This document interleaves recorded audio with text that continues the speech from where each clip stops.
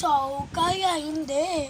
Kaya saludo ako kay Bongbong Marcos dahil sa inyo hindi bumabaha dito sa amin. Kaya saludo ako sa inyo dahil ikaw ang naging presidente dito at ipagpatuloy nyo lang yan. Sabay-sabayan pa ng utak mo, lutang-lutang dahil sa assignment. Ang hirap kasi ng assignment nyo sa eskwelahan. Kaya ako tapos ng aking assignment dahil printer lang naman ang gagawin. Kaya print ko na agad-agad.